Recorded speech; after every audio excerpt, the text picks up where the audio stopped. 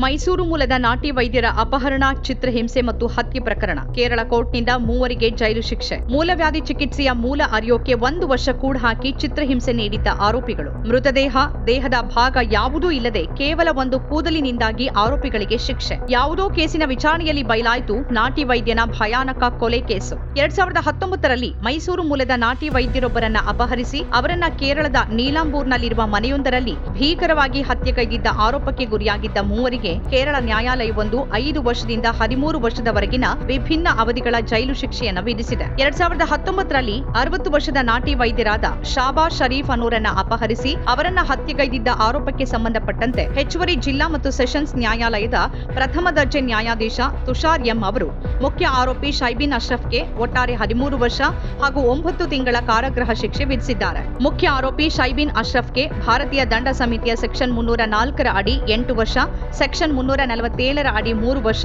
Section 120B ಅಡಿ 2 ವರ್ಷ ಹಾಗೆಯೇ ಸೆಕ್ಷನ್ 201ರ ಅಡಿ 9 ತಿಂಗಳ ಕಾಲ ಕಾರಾಗೃಹ ಶಿಕ್ಷೆ ವಿಧಿಸಲಾಗಿದೆ ಅಂತ ಸಾರ್ವಜನಿಕ ಅಭಿಯೋಜಕ ಎಂ ಕೃಷ್ಣನ್ ನಂಬೂದರಿ ತಿಳಿಸಿದ್ದಾರೆ. ಮತ್ತೋರ್ವ ಅಪರಾಧಿ ಶಿಹಾಬುದ್ದೀನ್ಗೆ ಭಾರತೀಯ ದಂಡ ಸಮಿತಿಯ ಸೆಕ್ಷನ್ 120B ಅಡಿ 2 ವರ್ಷ, ಸೆಕ್ಷನ್ 347ರ ಅಡಿ 3 ವರ್ಷ, ಸೆಕ್ಷನ್ 365ರ ಅಡಿ 3 ವರ್ಷ ಹಾಗೆಯೇ ಸೆಕ್ಷನ್ 201ರ ಅಡಿ 9 ತಿಂಗಳು ಸೇರಿದಂತೆ ಒಟ್ಟಾರೆ 8 ವರ್ಷ ಮತ್ತು 9 ತಿಂಗಳ ಕಾರಾಗೃಹ ಶಿಕ್ಷೆಯನ್ನ ನ್ಯಾಯಾಲಯ ವಿಧಿಸಿದೆ. ಮೂರನೇ ಅಪರಾಧಿ ನಿಷಾದ್ಗೆ ಭಾರತೀಯ ದಂಡ ಸಮಿತಿಯ ಸೆಕ್ಷನ್ 120B ಅಡಿ 2 ವರ್ಷ, ಸೆಕ್ಷನ್ 347ರ ಅಡಿ 3 ವರ್ಷ ಹಾಗೆಯೇ ಸೆಕ್ಷನ್ 201ರ ಅಡಿ 9 ತಿಂಗಳು ಸೇರಿದಂತೆ ಒಟ್ಟು 5 ವರ್ಷ ಮತ್ತು 9 ತಿಂಗಳ ಕಾರಾಗೃಹ ಶಿಕ್ಷೆಯನ್ನ ವಿಧಿಸಲಾಗಿದೆ. ಇದಲ್ಲದೆ ಮೂವರು ಅಪರಾಧಿಗಳಿಗೆ 3.5 ಲಕ್ಷ ರೂಪಾಯಿ ದಂಡವನ್ನು ವಿಧಿಸಿರುವ ನ್ಯಾಯಾಲಯ ಒಂದು ವೇಳೆ ಆ ದಂಡದ ಮೊತ್ತವನ್ನ ಅವರಿಂದೇನಾದರೂ ವಸೂಲು ಮಾಡಿದ್ರೆ ಅದನ್ನ ಮೃತ ವ್ಯಕ್ತಿಯ ಕುಟುಂಬಕ್ಕೆ ನೀಡಬೇಕು ಅಂತ ಆದೇಶಿಸಿದೆ ಅಂತ ಅವರು ಹೇಳಿದ್ದಾರೆ. ಮಾರ್ಚ್ 20ರಂದು 3 ಆರೋಪಿಗಳನ್ನ ಅಪರಾಧಿಗಳು ಅಂತ ಘೋಷಿಸಿದ್ದ ನ್ಯಾಯಾಲಯ ಇನ್ನುಳಿದ 9 ಆರೋಪಿಗಳನ್ನ ಪ್ರಕರಣದಿಂದ ಖುಲಾಸೆಗೊಳಿಸಿತ್ತು. 3 ಆರೋಪಿಗಳನ್ನ ಅಪರಾಧಿಗಳು ಅಂತ ನ್ಯಾಯಾಲಯ ಘೋಷಿಸಿದ ನಂತರ ನ್ಯಾಯಾಲಯದ ಹೊರಗೆ ಸುದ್ದಿಗಾರರೊಂದಿಗೆ ಮಾತನಾಡಿದ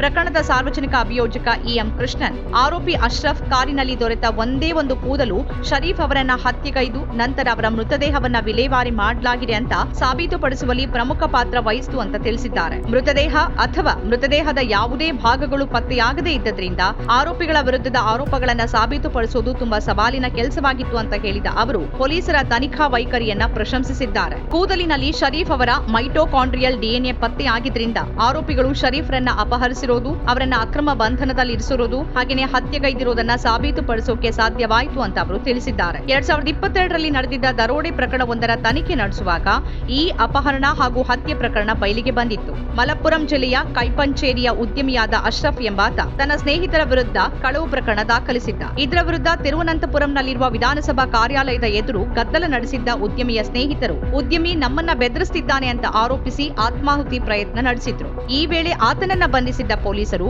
ಮಲಪ್ಪುರಂ ಪೊಲೀಸರಿಗೆ ಹಸ್ತಾಂತರಿಸಿದ್ರು. ವಿಚಾರಣೆಗೆ ಒಳಪಡಿಸಿದಾಗ ಮೈಸೂರು ಮೂಲದ ನಾಟಿ ವೈದ್ಯರೊಬ್ಬರನ್ನ ಅಪಹರಿಸಿ ಹತ್ಯೆಗೈದಿದ್ದ ಘಟನೆ ಬೆಳಕಿಗೆ ಬಂದಿತ್ತು. ಈ ಪೈಕಿ ಆರೋಪಿಯೊಬ್ಬ ಅಶ್ರಫ್ನ ನಿವಾಸದಲ್ಲಿ ಅಕ್ರಮವಾಗಿ ಕೂಡಿ ಹಾಕಲಾಗಿದ್ದ ಮೃತ ಶರೀಫ್ ಅವರ ವಿಡಿಯೋ ಇದ್ದ ಪೆನ್ ಡ್ರೈವ್ ಅನ್ನು ಪೊಲೀಸರಿಗೆ ಹಸ್ತಾಂತರಿಸಿದ್ದ. ಇದರ ಬೆನ್ನಿಗೆ 2019ರಲ್ಲಿ ಶರೀಫ್ ಕುಟುಂಬ ಅವರು ನಾಪತ್ತೆಯಾಗಿರುವ ಕುರಿತು ದೂರು ದಾಖಲಿಸಿರುವುದು ತನಿಖೆ ವೇಳೆ ಪತ್ತೆಯಾಗಿತ್ತು.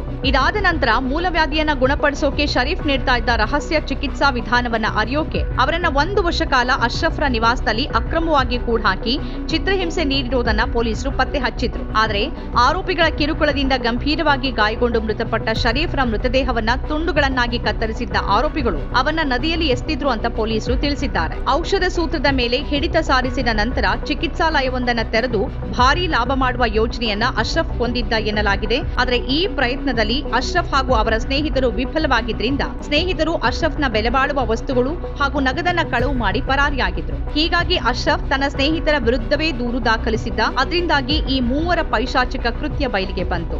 ಈಗ ಮೂವರಿಗೂ ಶಿಕ್ಷೆಯಾಗಿದೆ.